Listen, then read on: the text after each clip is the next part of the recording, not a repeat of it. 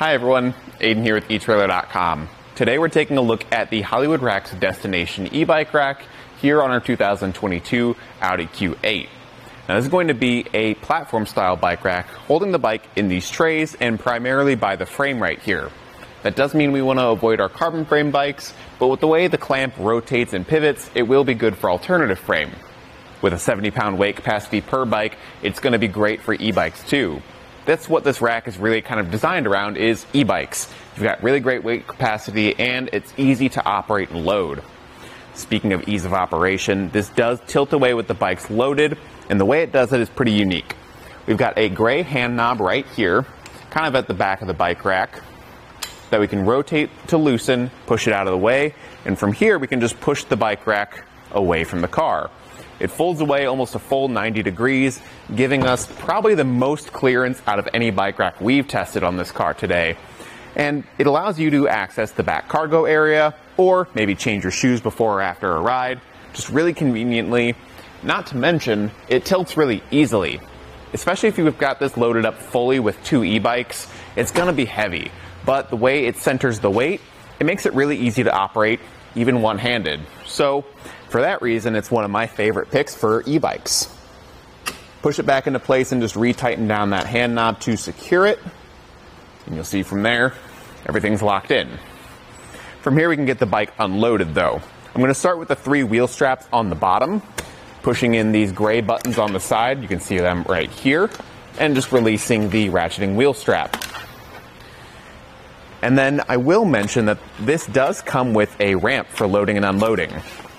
The way it's set up though, you can only put it on the back side of the bike. So for this outer cradle, we slot it in right here. And I'll show you that in a bit. And because we're kind of set up near the wall here, we won't be able to really utilize it.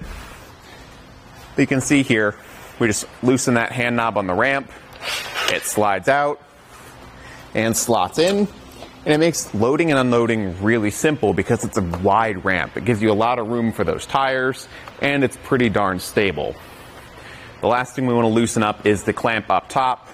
It does lock up if you want to secure your bike, or we can just loosen it to remove it. From here, you'd either roll your bike down the ramp, or just, in our case, lift it up and away. Because that upright mast isn't in the center of the 2 cradles, it's really easy to work around, which I really enjoy.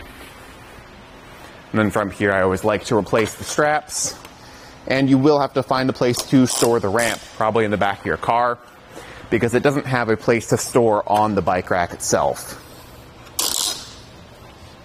For now, I'll just set it to the side, slot it in, tighten down that hand clamp, and then it's all good. So from here, let's get some measurements. We'll start off with our ground clearance.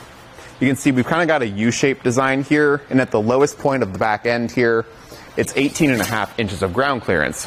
I think that's more than enough. You've got a good rise in the shank here, and I don't think you should have to worry about any steep driveways or hills. For what we're adding to the back of the vehicle, it is going to stick out 34 inches, which is a fair bit, but we can save some of that space if we want to leave the rack on between rides and it's unloaded.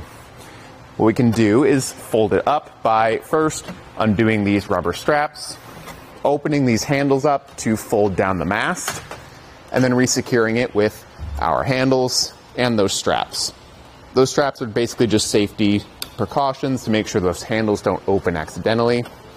From here, we've got a pin with retaining clip, kind of down here by the pivot point, that we can pull out, fold up, and reinsert with those newly aligned holes. Just like that.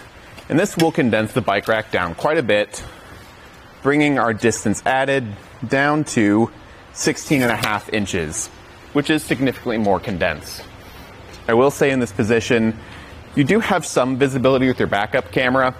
The backup camera kind of aligns with this hole right here, but all of this stuff will be in your view here. You will be able to see a little bit, but maybe not the best view with this rack in place.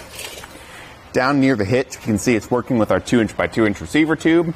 Comes with a locking hitch pin, which is key to like to those hand knobs up top, and it has an integrated tool-free anti-rattle device in the back right here.